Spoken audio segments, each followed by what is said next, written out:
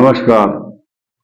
एक बहुत महत्वपूर्ण विषय 12 राशियों के लिए जो बहुत बड़ा परिवर्तन, जिसको हम सृष्टि के अंदर सबसे महत्वपूर्ण इसलिए मानते हैं क्योंकि राहु केतु का जो परिवर्तन है ये सृष्टि में बहुत बड़ी उथल पुथल भी कर देता है कई बार।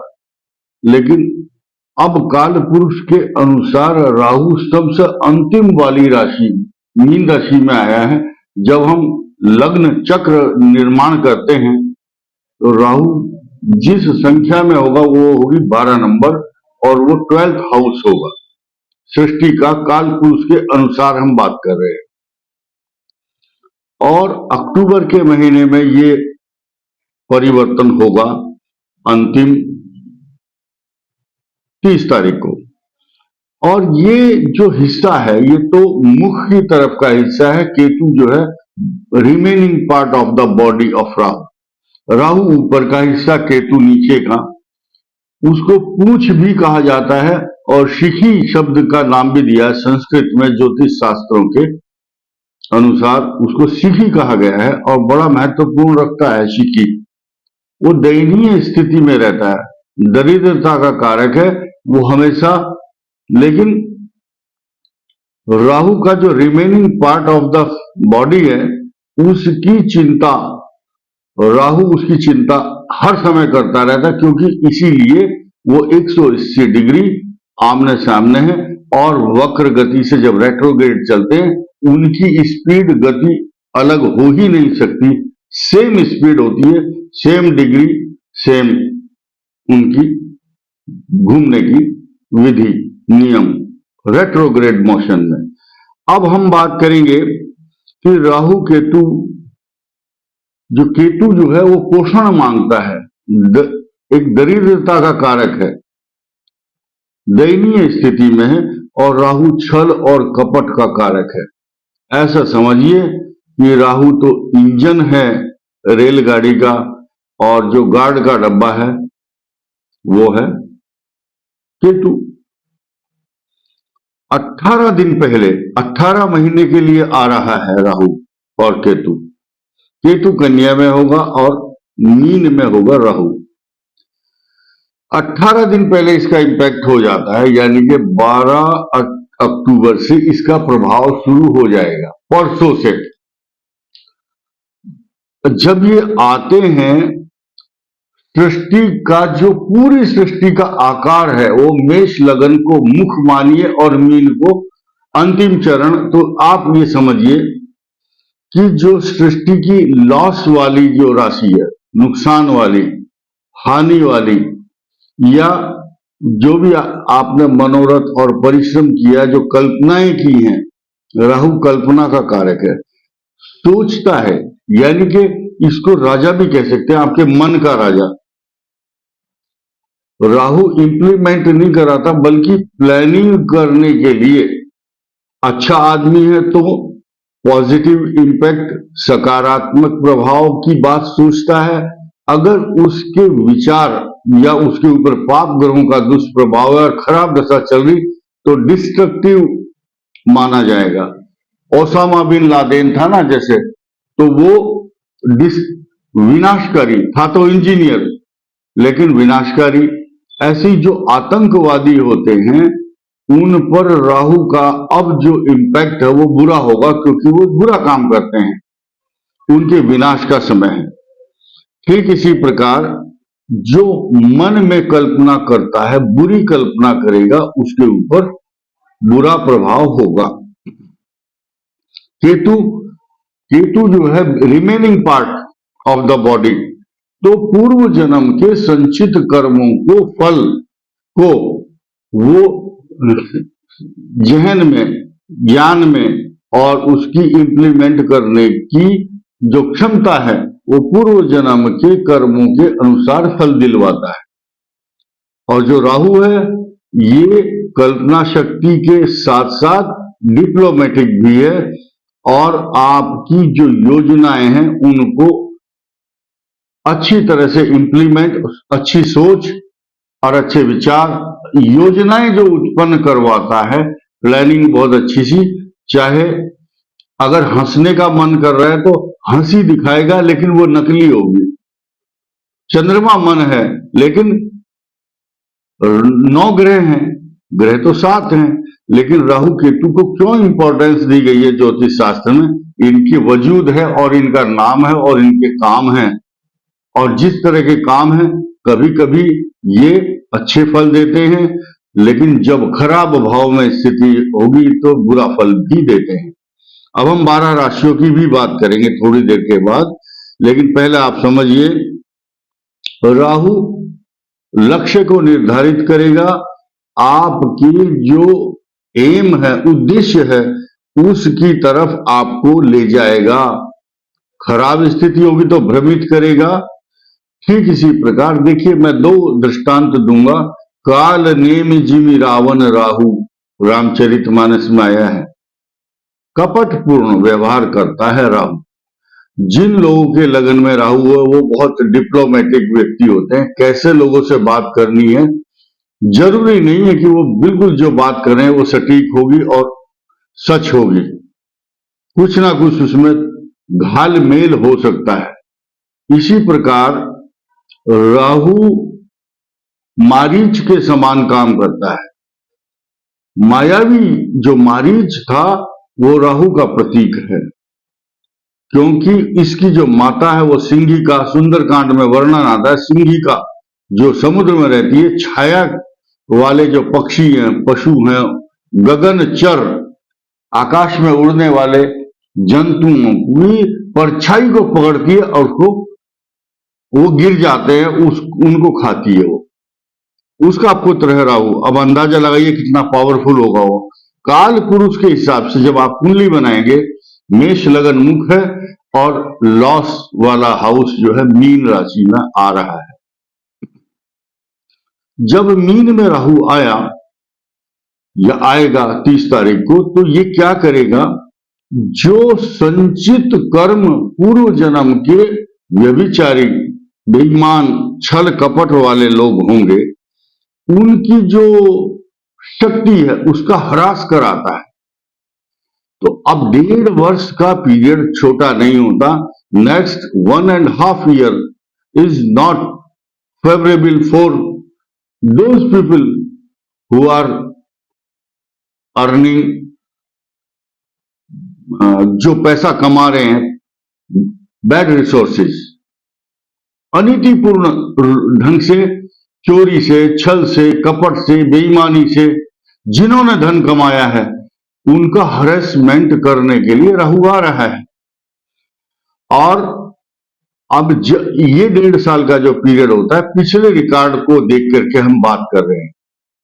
पिछला जो रिकॉर्ड है वो देखिए, यही स्थिति सन 87 में भी थी, सेम मीन में आया था राहु, लेकिन उस समय बृहस्पति साथ था, वो अलग। लेकिन उस समय भी 87 में ऐसे समय पर जब या तो सृष्टि के अंदर या कई देशों में टकराव, नुकसान, और जो खराब लोग हैं जैसे आतंकवादी हैं, उन जिन्होंने आतंक मचाया हुआ उन पर प्रहार होगा, और उसकी शुरुआत हो चुकी है या होने वाली है, ऐसा ग्रह बता रहा है। तो सृष्टि में संघर्ष करवाता है। ये सृष्टि के अंदर राहु संघर्ष कराता है। अनीतिपूर्ण ढंग से कमाया हुआ धन जिनका होता है वो उनके जेब से निकलता है, और जो सामान्य लोग हैं, केतु है जैसे कन्या राशि है, दीनहीन दरिद्र स्थिति में है, दैट इज पुअर, तो उसके पास जो साधारण व्यक्ति होंगे वो अब अच्छी स्थिति में आएंगे, गरीबों को धन मिलेगा। और वो गणेश जी की जब आराधना करते हैं, अंधन को आंख देत, कोढ़िन को काया, बांझन को पुत्र देत, निर्धन को माया। जो निर्धन लोग हैं उनको माया प्राप्त होगी अगले 1.5 साल तक। जो राशि पीड़ित रही है, जो गरीब दीनहीन लोग रहे हैं, उनकी अचानक अच्छी स्थिति आ जाएगी, इसमें कोई संदेह नहीं है।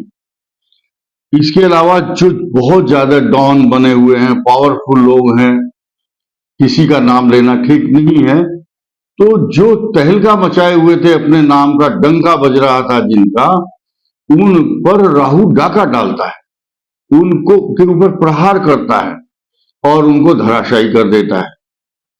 जो लोग असत्य भाषण करते हैं, चाहे वो उद्योगपति हो, नेता हो, ज्यादा पावरफुल हो, लेकिन शर्त यही है, अगर वो गलत कर रहे हैं, अनीतिपूर्ण कार्य कर रहे हैं, तो उनकी पावर को, उनकी शक्ति को क्षीण करने का काम राहु करता है। जन आंदोलन होता है, गरीब लोग जन आंदोलन करते हैं। और आपने देखा होगा, मैं यहाँ राजनीतिक बात नहीं करूंगा, लंका में घटना हुई थी, जो राष्ट्रपति के घर में घुस करके लोग उसके स्विमिंग पूल में घुस गए, उसके बेडरूम में, उसके बिस्तर पर लेट गए। इस टाइप की घटनाएं ऐसी ही कर्नल गद्दाफी के यहां हुई थी, उस कंट्री के अंदर। ऐसे विद्रोह, जन आंदोलन कई बार सृष्टि में देखने को मिलते हैं। जो लोग पावर छीन लेते हैं, ये जन आंदोलन का प्रभाव होता है। छठा भाव जो होता है, ऋण, रोग और शत्रु का होता है।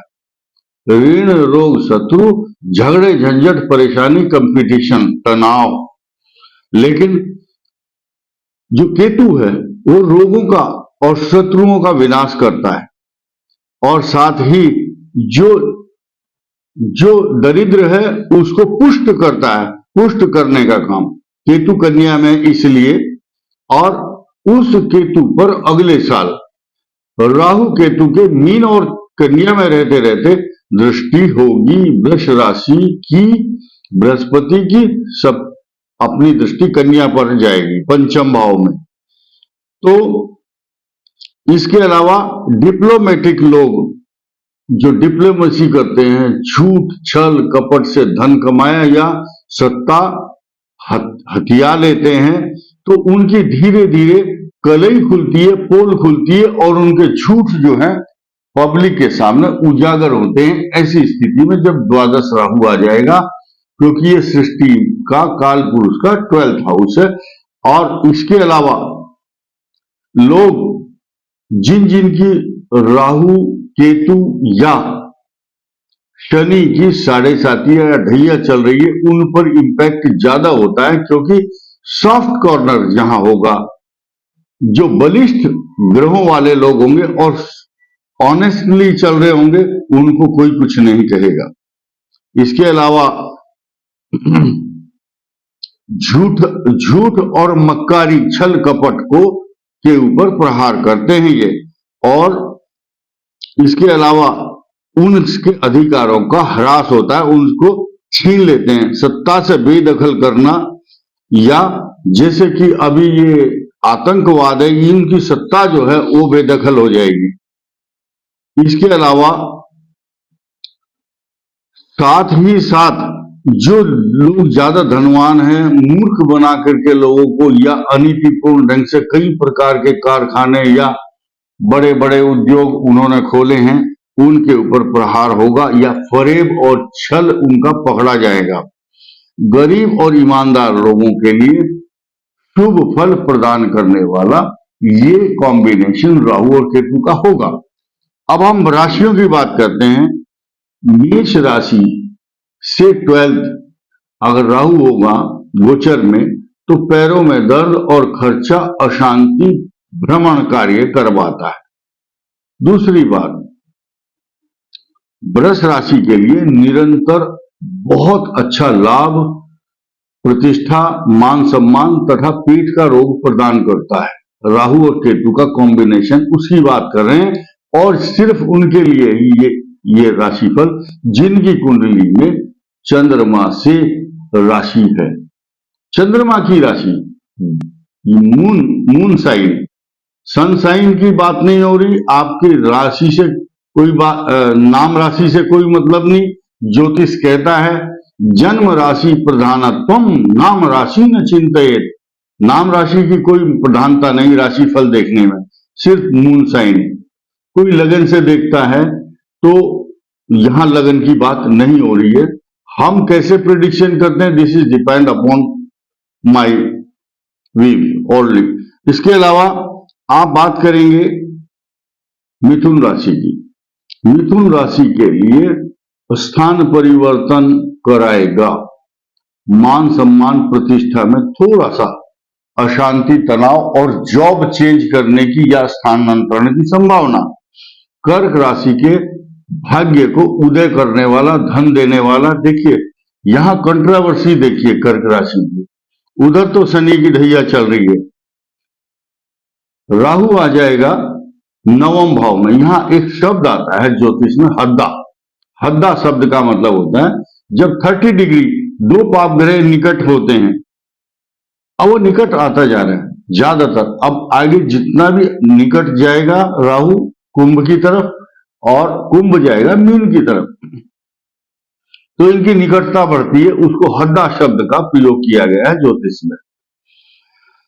कर्क के लिए अच्छा है उनके भाग्य की वृद्धि कराना, धन लाभ, एजुकेशन, कंपटीशन, पैसा, मान सम्मान, प्रतिष्ठा, धन, स्वर्ण, रत्न, आभूषण लाभ देगा। राहु उनके भाग्य को मजबूत करेगा, किसी भी तरह से उनको आगे बढ़ाएगा।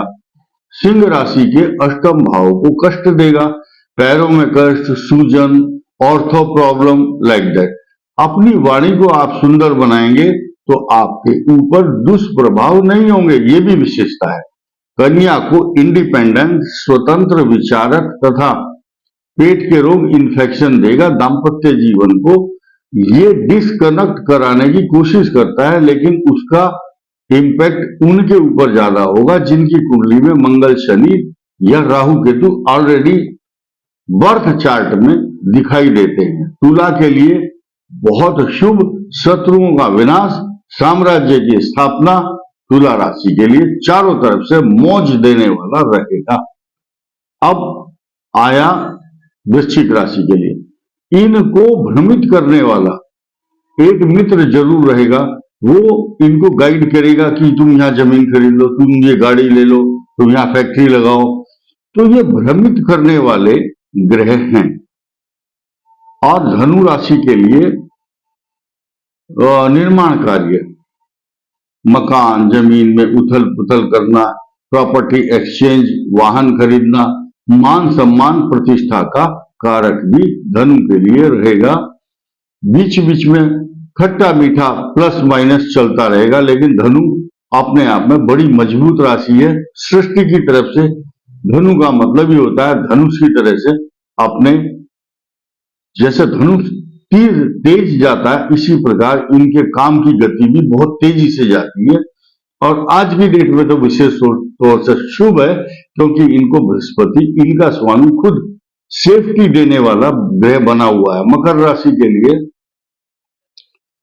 अत्यंत शुभ इसलिए है क्योंकि इनके तीसरे भाव में त्रिखटे एकादशे राहु, त्रिखटे एकादशे भाव में सर्वारिष्ट निवारणम, सभी पापों का नाश करने वाला, ज्ञान, बुद्धि, विवेक, संतान सब कुछ प्रदान करेगा।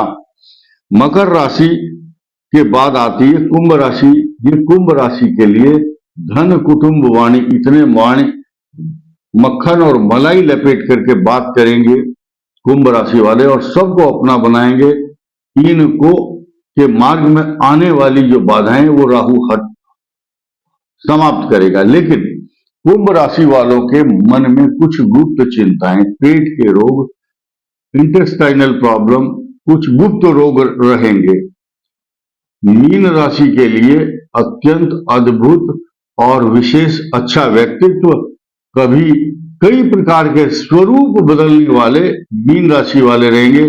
कभी इनको अच्छे स्वरूप में देखेंगे, कभी ये दाढ़ी बढ़ाएंगे, कभी मीन राशि वाले बड़ी बड़ी यात्राएं करेंगे, बड़ी बड़ी सभाओं में इनको सम्मान प्राप्त होगा। लेकिन दाम्पत्य जीवन को बड़ा कष्ट देगा, क्योंकि केतु भी अच्छी स्थिति में नहीं है। तो ये 12 राशियों का फल मैंने बताया।